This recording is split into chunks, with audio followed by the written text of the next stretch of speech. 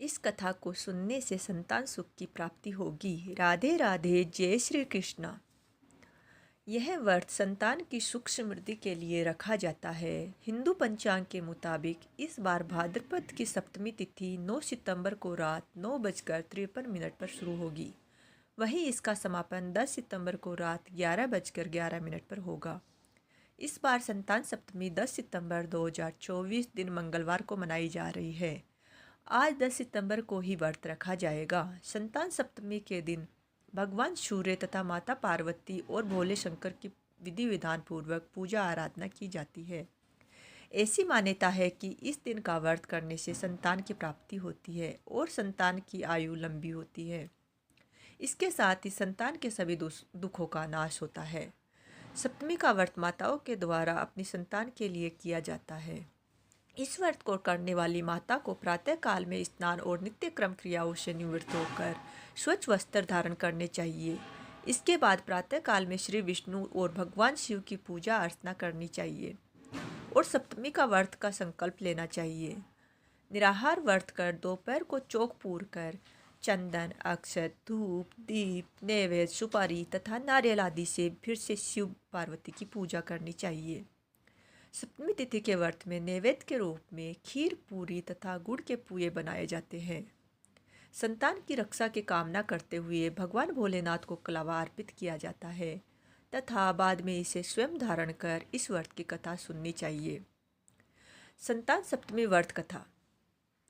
एक दिन महाराज युधिष्ठिर ने भगवान से कहा, हे प्रभु, कोई ऐसा उत्तम व्रत बताइए जिसके प्रभाव से मनुष्यों के अनेकों सांसारिक क्लेश दुख दूर होकर वे पुत्र एवं पौत्रवान हो जाए। यह सुनकर भगवान बोले, हे राजन, तुमने बड़ा ही उत्तम प्रश्न किया है। मैं तुमको एक पौराणिक इतिहास सुनाता हूँ, ध्यानपूर्वक सुनो। एक समय लोमस ऋषि ब्रजराज की मथुरापुरी में वसुदेव के घर गए। ऋषिराज को आया हुआ देखकर दोनों अत्यंत प्रसन्न हुए तथा उनको उत्तम आसन पर बैठाकर उनका अनेक प्रकार से वंदन और सत्कार किया। फिर मुनि के चरणोदक से अपने घर तथा शरीर को पवित्र किया।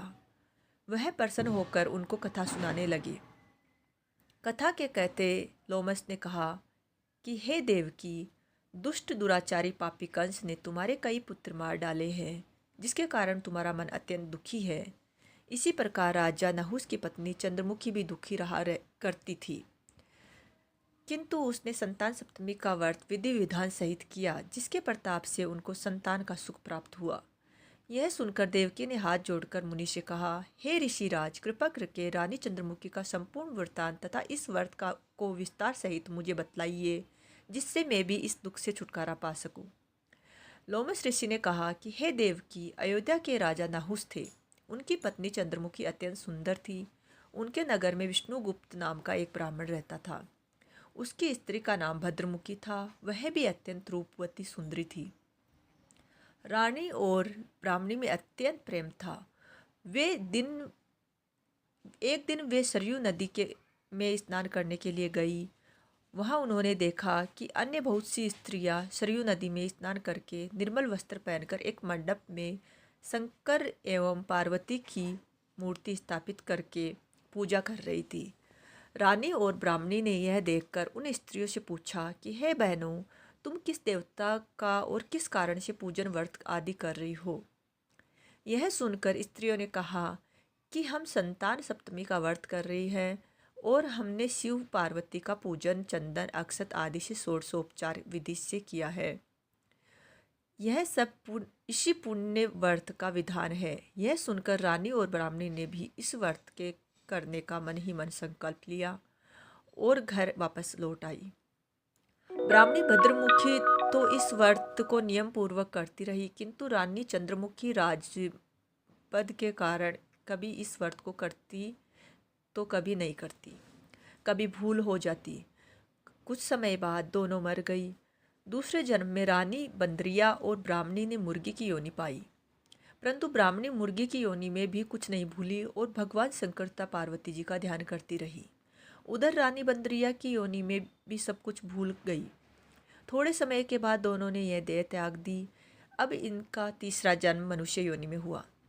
उस ब्राह्मणी ने एक ब्राह्मणी के यहाँ कन्या के रूप में जन्म लिया। उस ब्राह्मण कन्या का नाम भूषण देवी रखा गया तथा विवाह गोकुल निवासी अग्निशील ब्राह्मण से कर दिया। भूषण देवी इतनी सुंदर थी कि वह आभूषण रहित होते हुए भी अत्यंत सुंदर लगती थी। कामदेव की पत्नी रति भी उसके सम्मुख लजाती थी। भूषण देवी के अत्यंत सुंदर सर्वगुण संपन्न चंद्रमा के समान धर्मवीर क्रमनिष्ठ सुशील स्वभाव आदि वाले 8 पुत्र उत्पन्न हुए। यह सब शिवजी के व्रत का पुनीत फल था। दूसरी ओर शिव विमुख रानी के गर्भ से कोई भी पुत्र नहीं हुआ। वह निसंतान दुखी रहने लगी। रानी और ब्राह्मणी में जो प्रीति पहले जन्म में थी वह अब भी बनी रही। रानी जब वृद्धावस्था में प्राप्त होने लगी तब उसके गूंगा बहरा तथा बुद्धिहीन अल्प आयु वाला एक पुत्र हुआ। वह 9 वर्ष की आयु में एक क्षण पंगुर संसार को छोड़कर चला गया। अब तो रानी पुत्र शोक से अत्यंत दुखी हो व्याकुल रहने लगी।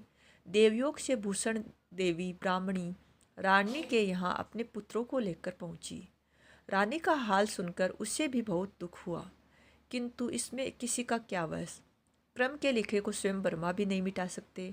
रानी क्रमच्युत भी थी, इसी कारण उसे दुख भोगना पड़ा। इधर रानी पंडितानी के इस वैभव और 8 पुत्रों को देखकर उसके मन में ईर्ष्या करने लगी तथा उसके मन में पाप उत्पन्न हुआ। उस ब्राह्मणी ने रानी का संताप दूर करने के निमित्त अपने 8 पुत्रों रानी के पास छोड़ दिए। रानी ने पाप के वशीभूत होकर उन ब्राह्मणी पुत्रों की हत्या करने के विचार से लड्डू में विष मिलाकर उनको खिला दिया, परंतु भगवान शंकर की कृपा से एक भी बालक की मृत्यु न हुई। यह देखकर तो रानी अत्यंत आश्चर्यचकित हो गई और इस रहस्य का पता लगाने की मन में ठान ली। भगवान की पूजा से निवृत्त होकर जब भूषण देवी आई तो रानी ने उससे कहा कि मैंने तेरे पुत्रों को मारने के लिए इनको जहर मिलाकर लड्डू खिला दिया, किंतु इनमें से एक भी नहीं मरा। तूने कौन सा दान पुण्य व्रत किया है जिसके कारण तेरे पुत्र नहीं मरे और तू नित्य नए सुख भोग रही है? तेरा बड़ा सौभाग्य है। इनका भेद तू मुझसे निष्कपट होकर समझा, मैं तेरी ऋणी रहूंगी। रानी के ऐसे दीन वचन सुनकर भूषण ब्राह्मणी कहने लगी, सुनो, तुमको 3 जन्म का हाल सुना कहती हूँ, सो ध्यानपूर्वक सुनना। पहले जन्म में तुम राजा नहुस की पत्नी थी और तुम्हारा नाम चंद्रमुखी था। मेरा भद्रमुखी था और मैं ब्राह्मणी थी। तुम अयोध्या में रहते थे और मैं तुम्हारी बड़ी प्रीति थी। एक दिन तुम दोनों सरयू नदी में स्नान करने गई और दूसरी स्त्रियों को संतान सप्तमी का उपवास शिवजी का पूजा अर्चन करते देख हमने इस उत्तम व्रत को करने की प्रतिज्ञा की थी, किंतु तुम भूल गई और झूठ बोलने का दोष तुमको लगा, जिससे तू आज भी भोग रही है। मैंने इस व्रत को आचार विचार सहित नियम पूर्वक सदैव किया और आज भी करती हूँ। दूसरे जन्म में तुमने बंदरिया का जन्म लिया तथा मुझे मुर्गी की योनि मिली। भगवान शंकर की कृपा से इस व्रत के प्रभाव से भगवान को इस जन्म में भी न भूली और निरंतर उस व्रत को नियमानुसार करती रही। तुम अपने बंदरिया के जन्म में भी भूल गई। मैं तो समझती हूँ कि तुम्हारे ऊपर यह जो भारी संकट है उसका एकमात्र यही कारण है और दूसरा कोई कारण नहीं हो सकता। इसलिए मैं तो कहती हूँ कि आप सब भी संतान सप्तमी के व्रत को विधि सहित करिए, जिससे आपका यह संकट दूर हो जाए। लोमस ऋषि ने कहा, हे देवकी, भूषण ब्राह्मणी के मुख से अपने पूर्व जन्म की कथा तथा व्रत संकल्प इत्यादि सुनकर रानी को पुरानी बातें याद आ गई और पश्चाताप करने लगी तथा भूषण ब्राह्मणी के चरणों में पड़कर क्षमा याचना करने लगी और भगवान शंकर जी की अपार महिमा के गीत गाने लगी।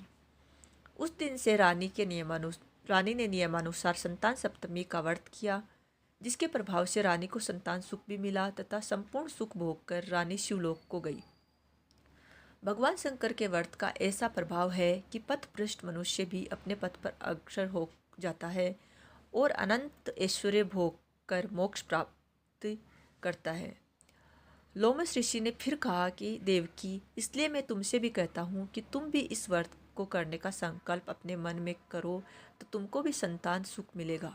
इतनी कथा सुनकर देवकी हाथ जोड़कर लोमस ऋषि से पूछने लगी, हे ऋषिराज, मैं इस पुनीत उपवास को अवश्य करूंगी, किंतु आप इस कल्याणकारी एवं संतान सुख देने वाले उपवास का विधान, नियम आदि विस्तार से समझाइए। यह सुनकर ऋषि बोले, हे देवकी, यह पुनीत उपवास भाद्रपद के महीने में शुक्ल पक्ष की सप्तमी के दिन किया जाता है। उस दिन ब्रह्म मुहूर्त में उठकर किसी नदी अथवा कुएं के पवित्र जल में स्नान करके निर्मल वस्त्र पहनने चाहिए।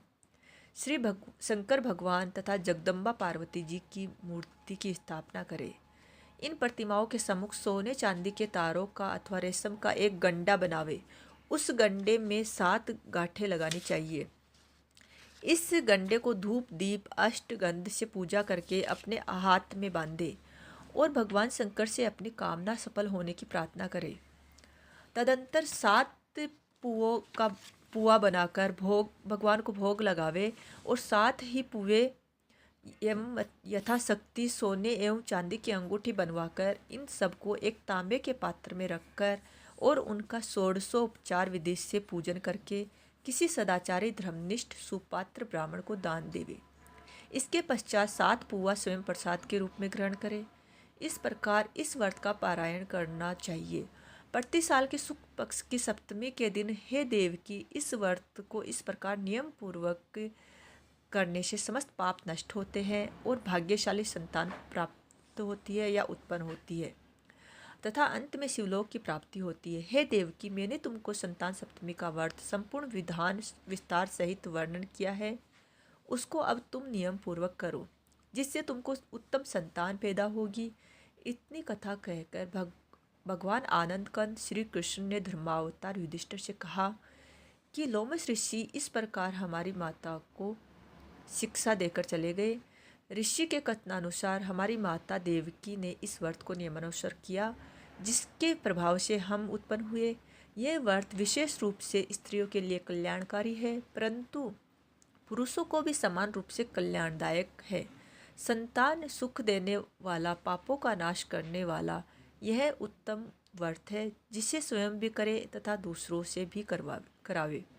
नियम पूर्वक जो कोई इस व्रत को करता है और भगवान शंकर एवं पार्वती की सच्चे मन से आराधना करता है, निश्चय ही अमर पद प्राप्त करके अंत में शिवलोक को जाता है।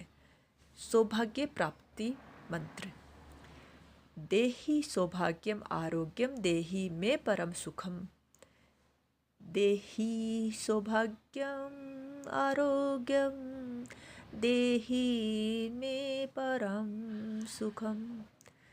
जय श्री राम। जय श्री राम।